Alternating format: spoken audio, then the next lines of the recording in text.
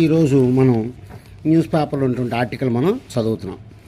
Entrance exams have been used mostly to assess how successful prospective students are likely to be in the institutions of higher learning. అది entrance exams have been used. ఎలా ఉపయోగిస్తున్నారు entrance ఎగ్జామ్స్ని? ఇక్కడ have been used అని చెప్పన్నాడండి, అంటే passive వాయిస్లో చెప్తున్నాడు. ఇవి entrance ఎగ్జామ్స్ని మనం ఉపయోగించుకుంటున్నాము mostly to assess how successful prospective students. Prospective అనేది చాలా మంచి వర్డ్ అండి. ప్రాస్పెక్టివ్ అంటే జరగబోయే, రాబోయే, అంటే రాబోయే స్టూడెంట్స్ ఈ ఇన్స్టిట్యూషన్స్ పెద్ద చదువులు చదివే చోట ఎలాంటి స్టూడెంట్స్ ఉండాలి అనేటువంటిది వీళ్ళు ఇక్కడ డిసైడ్ చేస్తారు అని చెప్పి చెప్తున్నాడు అనమాట. కాబట్టి ఎంట్రన్స్ ఎగ్జామ్స్ ఎందుకు వీళ్ళు కండక్ట్ చేస్తున్నారు? టు అసెస్ అంటే to calculate how successful prospective students are likely to be in the institutions of higher learning. ఈ ఎంటెక్లు, ఐఐటీలు వీటిలో ఉండేటువంటి స్టూడెంట్స్ ఏ విధంగా ఉండాలి అనేటువంటిది డిసైడ్ చేయడం కోసం ఇవి వీళ్ళు కండక్ట్ చేస్తున్నారు అని చెప్పి మనకి చెప్తున్నాడు. Prospective students are likely to be ఉండొచ్చు in the institutions of higher learning. ఈ హయ్యర్ లెర్నింగ్ ఎంటెక్లు, గేట్ ఎగ్జామ్స్, ఈ ప్రిపరేషన్స్ కోసం ఇవి కండక్ట్ చేస్తున్నారు. These tests are used mainly by higher educational institutions. ఈ ఇండియాలో ఉండేటువంటి top business management schools, IIT వాళ్ళు, గేట్ ఎగ్జామ్స్ వాళ్ళు వీళ్ళే కండక్ట్ చేస్తారు. Higher educational institutions are national testing agencies. సపరేట్గా వీళ్ళ కోసం కొన్ని ఏజెన్సీస్ ఉంటాయండి, వీళ్ళు ఎగ్జామ్స్ కండక్ట్ చేస్తూ ఉంటారు with at least some degree of selectivity in terms of admission. వీటికి కొన్ని టర్మ్స్ ఉంటాయి, కండిషన్స్ ఉంటాయి. ఈ కండిషన్స్ ప్రకారం వీళ్ళు ఎగ్జామ్స్ కండక్ట్ చేస్తారు. Some degree of selectivity in terms of admission. ఇందులో మనకి అడ్మిషన్ రావాలంటే కొన్ని సెలెక్టివ్ ప్రొసీజర్స్ ఉంటాయి. Particularly to identify students who are good in language. అది ఆ స్టూడెంట్స్కి లాంగ్వేజ్ మీద స్కిల్ ఉందా, maths, science, logical reasoning, general knowledge, current trends and study skills, ఇవన్నీ స్టూడెంట్స్కి ఉన్నాయా లేదా అని చెప్పి వాళ్ళు చెక్ చేస్తారు. ఏంటంటే అవి language skills, maths, science, logical reasoning, general knowledge, current trends and study skills. ఇవన్నిటి మీద వీడు కరెక్ట్గా ఉన్నాడా లేదా అని చెప్పి వీళ్ళు టెస్ట్ చేస్తూ ఉంటారు. The combination of certain components and the weightage differs from one admission test to another depending on the course requirement. ఈ కోర్సు ఏ కోర్సులో మీరు జాయిన్ అవుతారనే దాన్ని బట్టి అక్కడ ఉండేటువంటి లోపల ఉండేటువంటి మెటీరియల్ మారిపోతూ ఉంటుంది. రైట్. కాంపోనెంట్స్ లోపల ఉండేటువంటి పార్ట్స్ అనమాట. వెయిటేజ్ అంటే ఈ క్వశ్చన్కి ఇన్ని మార్కులు. మీరు గేట్ ఎగ్జామ్ చూసే ఉంటారు, ఒక క్వశ్చన్కి ఇంకో క్వశ్చన్కి తేడా ఉంటాయి మార్కుల్లో, వాళ్ళు అట్లాగా ఫిక్స్ చేస్తారు. From one admission test to another depending on the course requirements. Writing an entrance exam helps one gauge their knowledge, aptitude, confidence and suitability to pursue an education in that particular field. ఈ మీరు ఏదైతే ఆ particular ఫీల్డ్లో మీరు చేయాలి అనుకుంటున్నారో దానిలో మనం ఈ ఎంట్రన్స్ ఎగ్జామ్స్ రాయటం వల్ల writing and entrance exam helps one gauge their knowledge. ఈ ఎంట్రన్స్ ఎగ్జామ్ రాయటం వల్ల మన నాలెడ్జ్ ఎంత ఉందనేది మనం గాజ్ చేసుకోవచ్చు, అంటే క్యాలిక్యులేట్ చేసుకోవచ్చు. Their knowledge. యాప్టిట్యూడ్ అంటే న్యాచురల్ ఎబిలిటీ. కాన్ఫిడెన్స్, ఎంత కాన్ఫిడెంట్గా రాస్తున్నారు. అండ్ సూటబిలిటీ, మీరు దానికి సూట్ అవుతారా లేదా. To pursue, to continue an education in that particular field.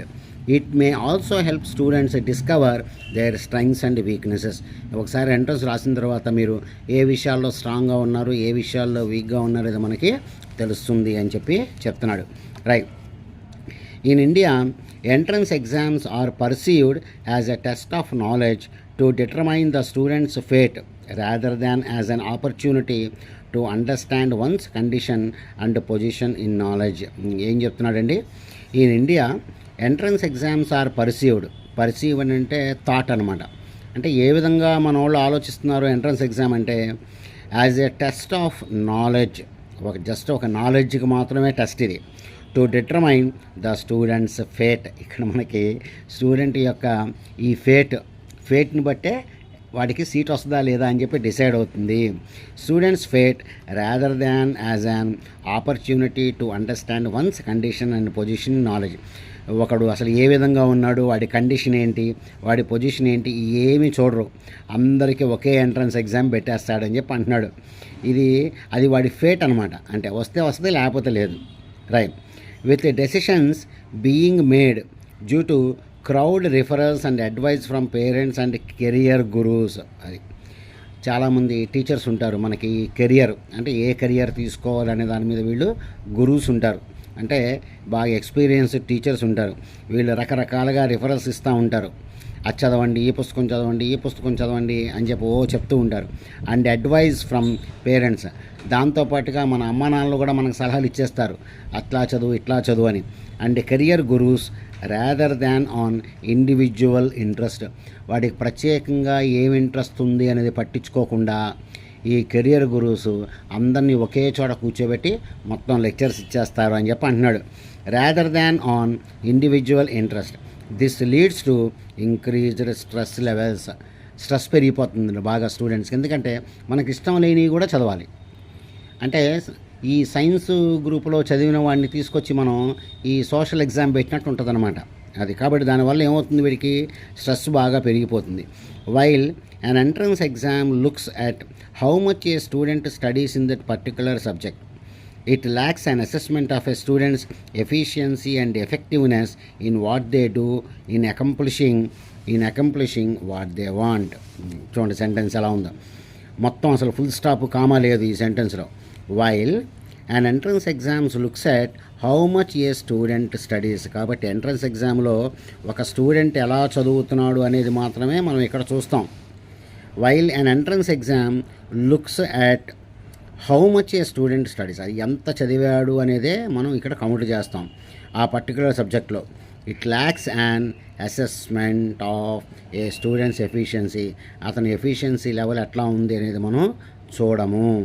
Efficiency and effectiveness in what they do. అది ఈ ఎంట్రన్స్ ఎగ్జామ్ వాడు చేయబోయే ఉద్యోగానికి ఎంతవరకు ఉపయోగం అనేది మనం పట్టించుకోవట్లేదు అని చెప్పి అంటున్నాడు అనమాట. మనం ఇది పట్టించుకోకుండా మనం అందరికీ ఒకే మోసలో మనం పెట్టేస్తున్నాం. While an entrance exam looks at how much a student studies in that particular subject, it lacks అంటే ఉండదు అని. దానిలో ఇది లోపిస్తుంది. ఏమి లోపిస్తుంది? ఇట్ ల్యాక్స్ అండ్ అసెస్మెంట్ అంటే లెక్క వేయటం అనమాట, క్యాలిక్యులేట్ చేయడం. It lacks and assessment of a students efficiency and effectiveness in what they do. వాళ్ళు ఏం చేయబోతున్నారు, దానిలో వీడి ఎఫిషియన్సీ ఎట్లా ఉందనేది మనం పట్టించుకోవట్లేదు. And in accomplishing and in what they do and in accomplishing what they want. అది వాళ్ళకి ఏం కావాలి అనేది కూడా వాళ్ళు ఎక్కువగా పట్టించుకోకుండా అందరికి ఒకే టైపులో వీళ్ళు ఎంట్రన్స్ ఎగ్జామ్ పెట్టేస్తున్నారు. This tends to discourage many students from getting in to areas of their interest and choice. అది ఈ విధంగా చేయటం వల్ల చాలామంది స్టూడెంట్స్ డిస్కరేజ్ అయిపోతున్నారు. It discourages many students from getting in to areas of their interest and choice. అది వాళ్ళకి సంబంధించిన సబ్జెక్టులోకి వాళ్ళు వెళ్ళలేకపోతున్నారు అని చెప్పి మనకి ఇక్కడ చెప్తున్నాడు. Entrance exams have also paved the way for coaching and shadow education. అది ఎప్పుడైతే ఎంట్రన్స్ ఎగ్జామ్స్ ఉన్నాయో ఆటోమేటిక్గా మనకు అన్ని కాలేజెస్ పుట్టుకొస్తాయి, కోచింగ్ ఇన్స్టిట్యూట్స్ అని చెప్పి చెప్తాడు. షాడో ఎడ్యుకేషన్ అంటే రియల్ ఎడ్యుకేషన్ కాదు. This may destroy students creativity. వాడు సొంతంగా తయారయ్యేటువంటి ఇంట్రెస్ట్ అడిగిపోద్ది. ఎందుకంటే అందరికి ఒకేలాగా చెప్పుకుంటూ వెళ్తారనమాట. Creativity as they are bombarded with assignments. ఎక్కువ ఇచ్చేస్తారు. బొంబార్డెడ్ అంటే ఇక్కడ మామూలుగా ఎక్కువగా ఇచ్చేయడం. Bombarded with assignments, practice problems, previous years question papers. అది ప్రతి ఒక్కడు పాత క్వశ్చన్ పేపర్ తీసి అందులో ఉన్నవన్నీ చెప్తూ ఉంటారు. Question papers and daily test. రోజు ఒక టెస్ట్ ఉంటుంది. Studies indicate that this kind of cramming అంటే బై హార్టింగ్ అండి. So studies indicate that this kind of cramming may increase dependence on passive learning. అది ప్యాసివ్ లెర్నింగ్ వస్తున్నాడు. Passive learning అంటే ఏంటి? ఒకళ్ళ దగ్గర నుంచి నేర్చుకుంటాం. ఎడ్యుకేషన్ ఇప్పుడు కూడా ఎట్లా ఉండాలంటే అండి, మన ఓన్గా మనం తయారవ్వాలి.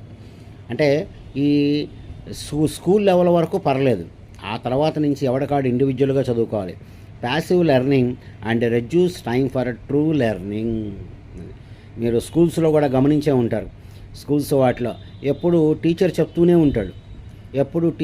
ఉంటాడు. పిల్లలు చదవటం చాలా తక్కువ. ఇప్పుడే కొన్ని స్కూల్స్ బాగా మెచ్యూర్ అయిపోయి వాళ్ళు ఏం చేస్తారంటే టెక్స్ట్ బుక్ రీడ్ చేయమంటున్నారు పిల్లల్ని. True learning. Further there is huge pressure from parents and others.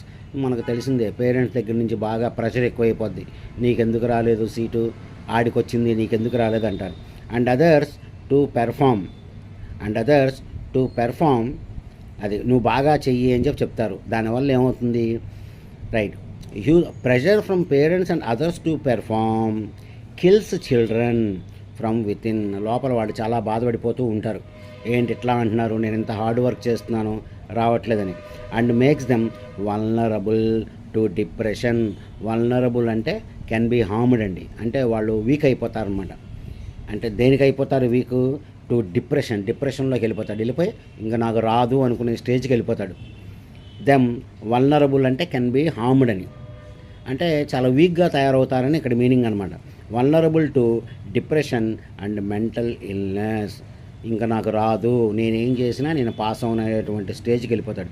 According to data from the national crime records bureau, 1.2% of 1,70,924 suicides in 2022 were attributed to failure in exams. అది కాబట్టి 1,70,924 మంది suicide చేసుకున్నారు అని చెప్పి మనకి crime bureau వాళ్ళు మనకి inform చేశారు అనేటువంటిది మనకి ఇక్కడ చెప్తున్నాడు అనమాట.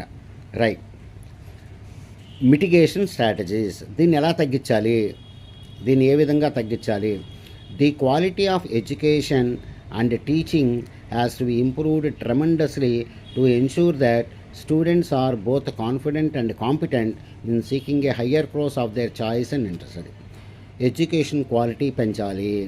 The quality of education and teaching has to be improved. వీటిని బాగా ఇంప్రూవ్ చేయాలి.